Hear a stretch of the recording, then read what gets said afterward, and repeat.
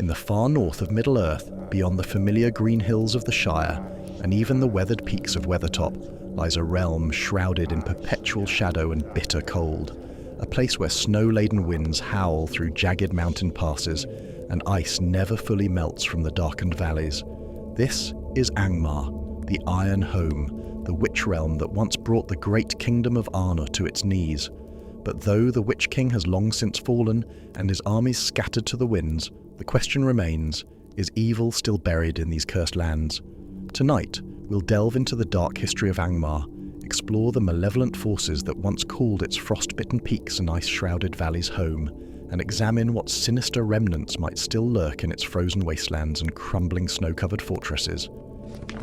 Chapter 1: The Rise of the Witch Realm. To understand what evil might remain in Angmar, we must first revisit its dark origins. Around the year 1300 of the Third Age, as Sauron's power began to stir once more from his stronghold in Dol Guldur, the Nazgul reappeared in Middle-earth. The mightiest of these, the Lord of the Nazgul, who was later going to be called the Witch King of Angmar, journeyed north to the remote valleys beyond the Etten Moors and the upper reaches of the Misty Mountains.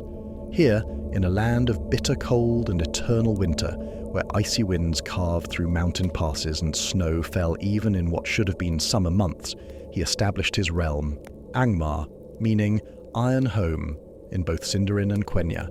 The choice of location was no accident. While Gondor remained strong in the south, the northern kingdom of Arnor had fractured into three squabbling kingdoms, Arthedain, Cardolan, and Rudor. The Witch King, as he would become known, saw opportunity in this division.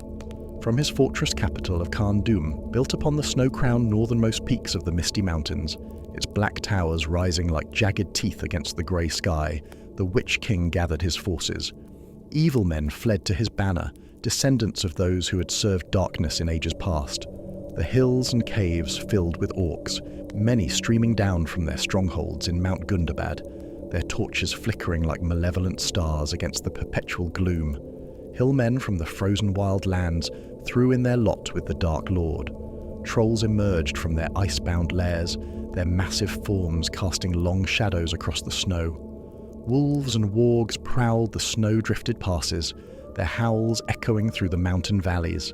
And even darker creatures, beings that shunned the light and thrived in the long, dark gloom of this cursed land. But the Witch King's greatest weapon was fear itself. For nearly 7 centuries, from 1300 to 1975 of the Third Age, Angmar waged its war of attrition against the Dunedain. One by one, the successor kingdoms of Arnor fell. Rudor was the first to succumb, its government infiltrated and controlled by servants of the Witch King. Cardolan followed, its people slaughtered or driven to refuge in places like the Barrow Downs and the Old Forest. The war culminated in 1974 with the fall of Fornost, the last stronghold of Arthedain. King Arvedwi fled north, ultimately perishing in the ice bay of Foreshell. It seemed the Witch King's victory was complete. Chapter 2: The Battle of Fornost and Angmar's Fall. In 1975, a great host arrived from the south. Prince Arnor of Gondor led a mighty fleet to the Grey Havens, bringing with him cavalry from the Vales of Anduin and princes from Rhovanion. Círdan gathered the elves of Lindon, while Glorfindel brought warriors from Rivendell. Even the hobbits of the Shire are said to have sent archers to this final battle. The Battle of Fornost was decisive. The Witch King, overconfident after centuries of victory, rode out to meet the allied forces on the plains between Lake Evendim and the North Downs. His army was utterly crushed. As he fled northward toward Carn-Dûm, Gondorian cavalry and Glorfindel's forces overtook him. His army was annihilated, so completely that, as the records tell us, not a single man or orc of Angmar remained on the west side of the Misty Mountains. The Witch King himself escaped, fleeing eastward on a black horse. As he departed, Glorfindel made his famous prophecy. He will not return to this land. Far off yet is his doom, and not by the hand of man will he fall. The Witch King would indeed never return to his northern realm. Instead, he gathered the other 8 Nazgul and prepared for Sauron's return to Mordor. Carn-Dûm was destroyed, its towers cast down, and its walls broken. The realm of Angmar was ended. But the winds that blow through those northern peaks still carry whispers of malice, and the snow that falls upon those broken stones seems somehow darker than it should be. Chapter 3: What Remains in the Ruins. While the Battle of Fornost scattered Angmar's armies and destroyed its military might, the land itself remained tainted by 7 centuries of evil. The very stones seemed to remember the malevolence that had dwelt there, the persistent, unnatural cold that gripped the land even when spring should have come, the way shadows lingered in the valleys long past sunset, the sense of malevolence that hung over the snow-covered peaks like a shroud. These did not depart with the Witch King's flight.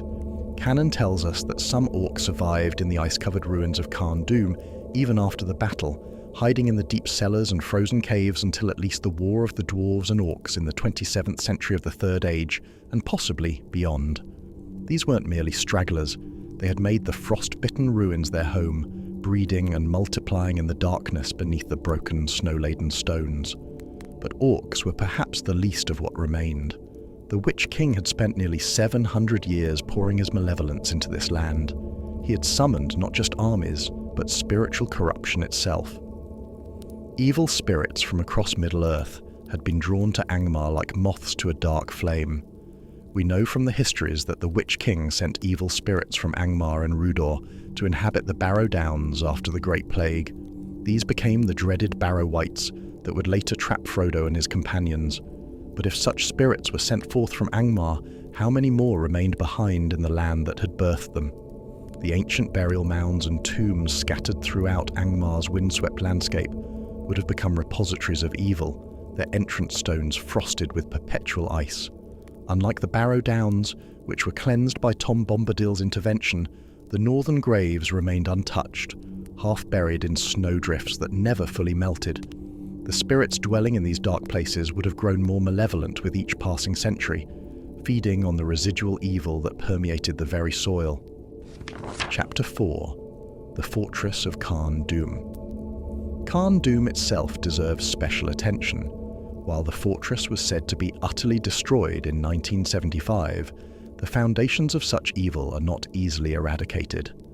Built upon the snow-crowned northernmost peak of the mountains of Angmar, its black towers once rising like frozen spears against the grey sky, possibly incorporating ruins from even more ancient times, Carn-Dûm had been the seat of the Witch King's power for over 6 centuries.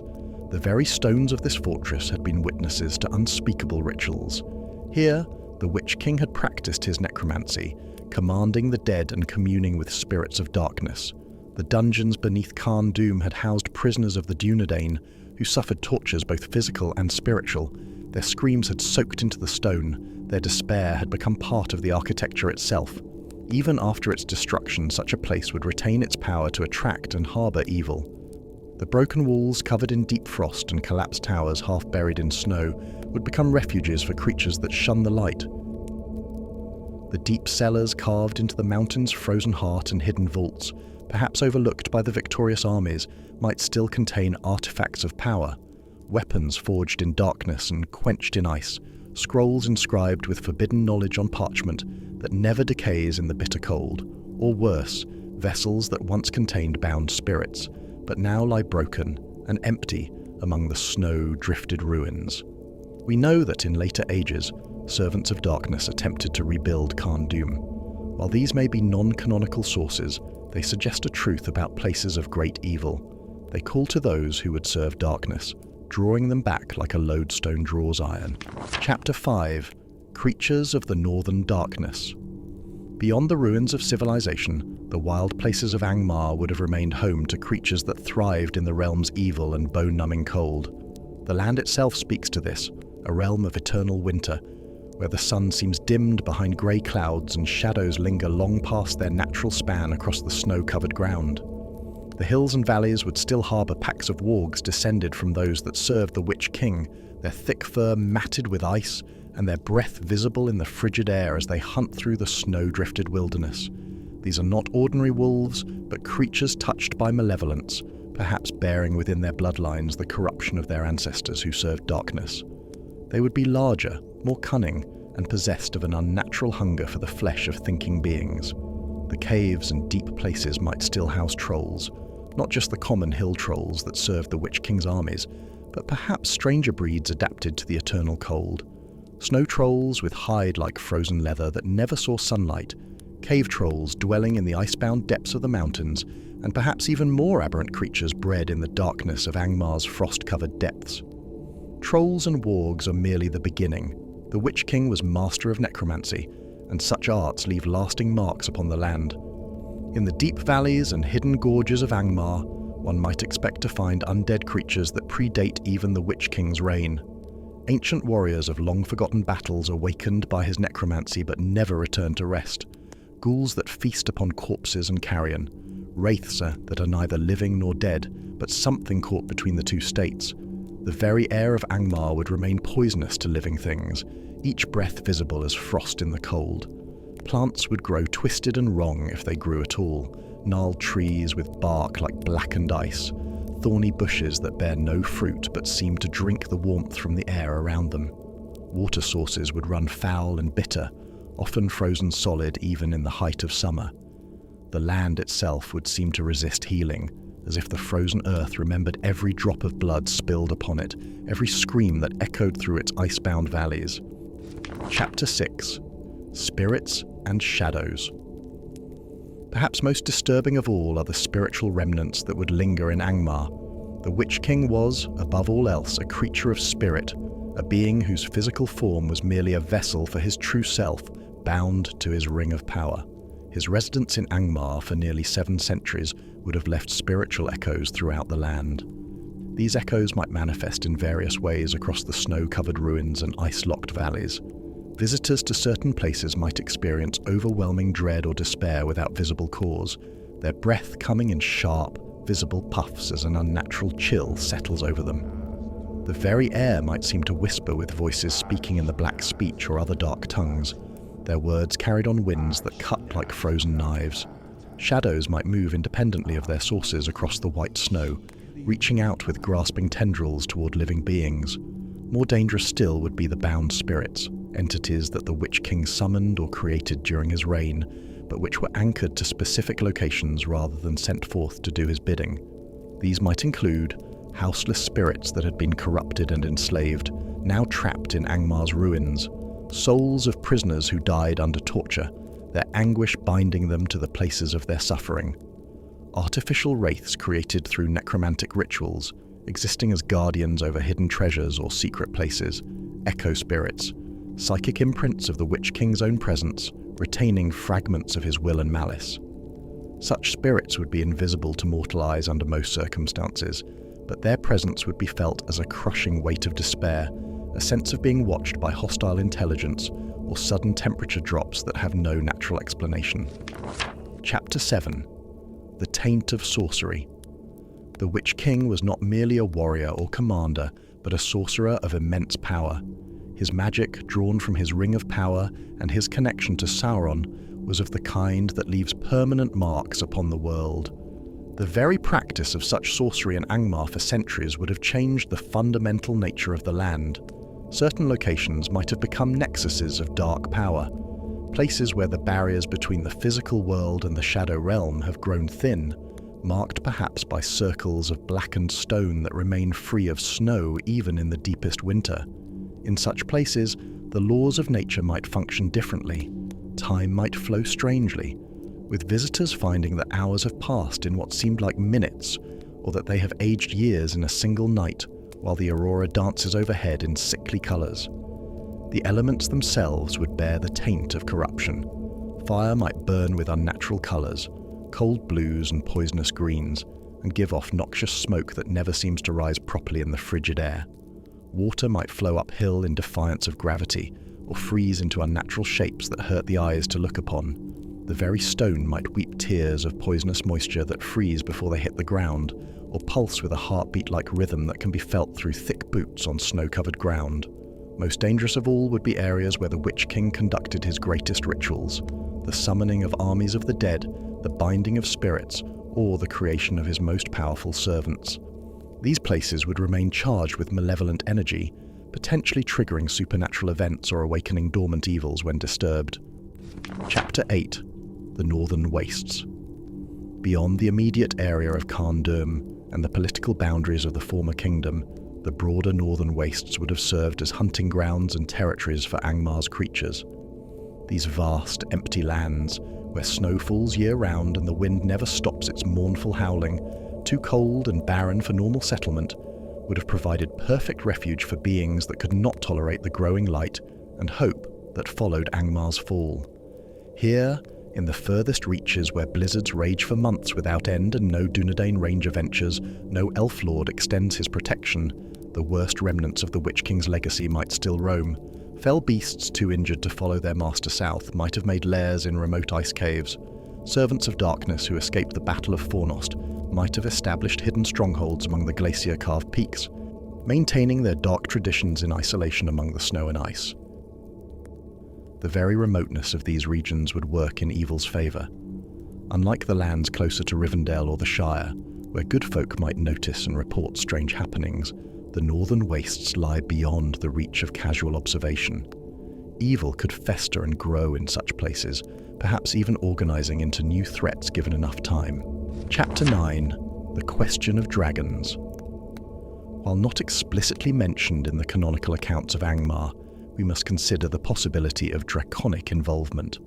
The Witch King commanded vast armies and wielded immense power, surely great enough to attract the attention of some of the lesser dragons that still roamed Middle-earth in the later Third Age.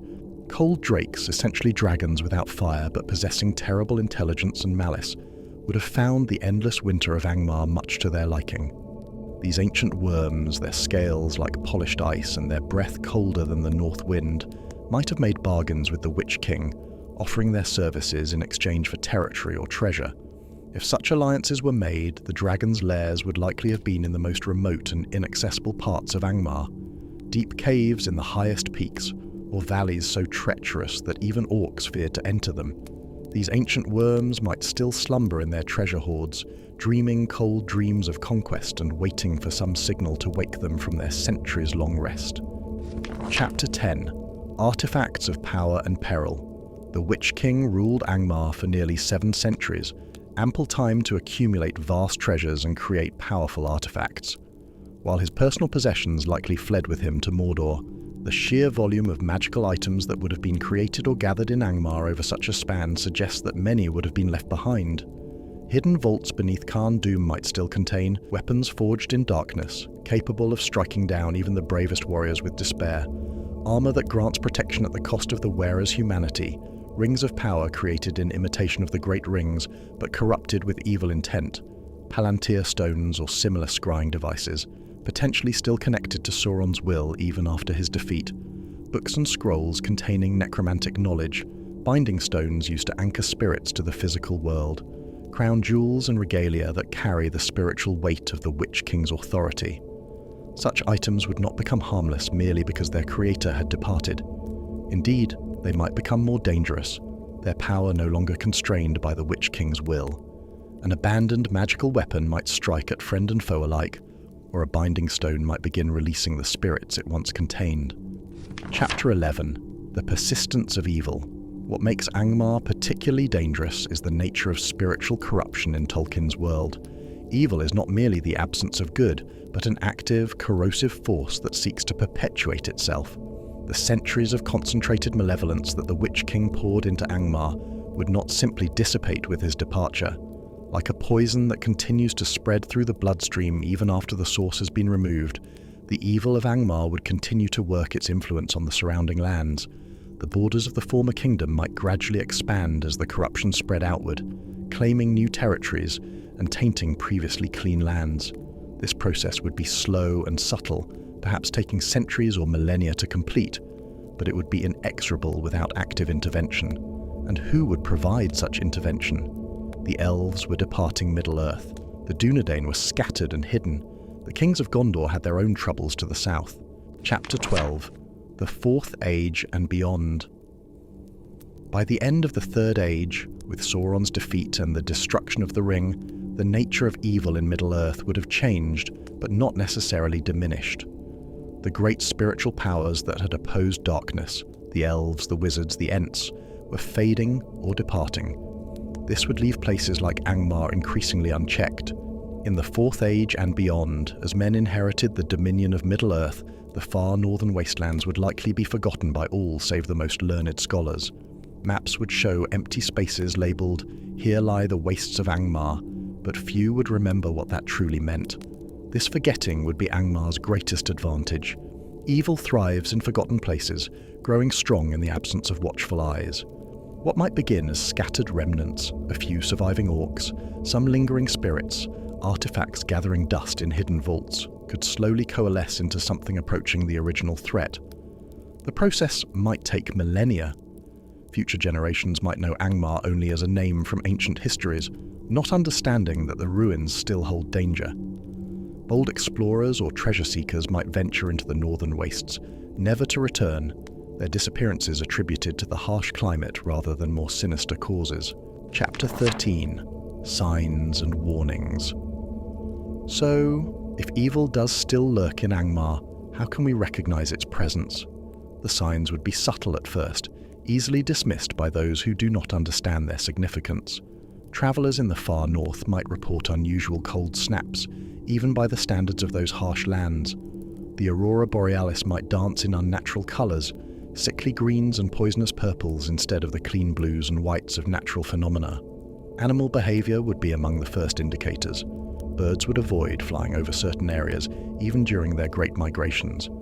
Horses and other beasts of burden would refuse to enter specific valleys, no matter how their riders urged them forward. Human settlements on the edges of the northern wastes might experience a gradual but persistent emigration, as residents report disturbing dreams, feelings of being watched, or a simple but overwhelming urge to seek warmer lands. Villages that had stood for generations might be abandoned without obvious cause, their residents claiming only that the place no longer felt like home.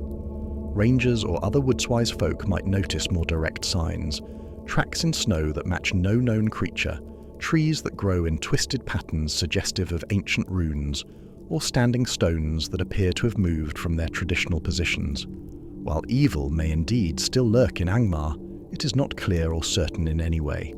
The victory at the Battle of Fornost was real and decisive.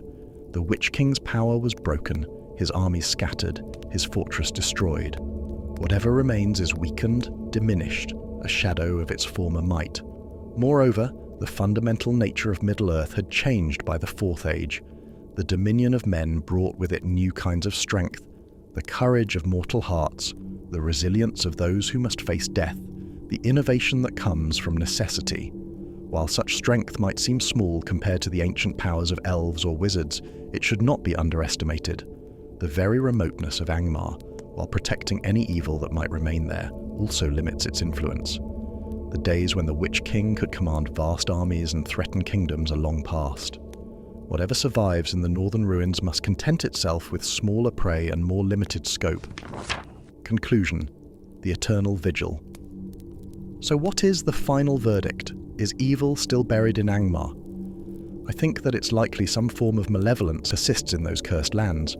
Whether it takes the form of undead guardians watching over forgotten treasures, corrupted spirits bound to the ruins of Carn-Dûm, or simply the spiritual echo of 7 centuries of concentrated evil, Angmar remains a place where darkness lingers. But perhaps that is as it should be. In Tolkien's world, evil is never entirely defeated, only held at bay through constant vigilance and the courage of those who choose to stand against it. The remnants of Angmar serve as a reminder that victory in the great battles does not mean the war is over. For the darkness that once dwelt in the Iron Home teaches us something crucial about the nature of evil itself. It is patient, persistent, and always seeking to return. The ruins of Carn-Dûm stand as a monument to what can happen when good folk grow complacent, when the watch is not maintained, when the price of freedom is forgotten. Whether those ruins still harbour active threats or serve merely as grim reminders, they remain a testament to both the power of evil and the possibility of its defeat. The Witch King fell, his realm was destroyed, his armies scattered, proof that even the mightiest servants of darkness can be brought low by the courage of free peoples united in common cause. Yet the very persistence of the ruins suggests that vigilance must be eternal. In every age, new guardians must arise to watch the dark places of the world.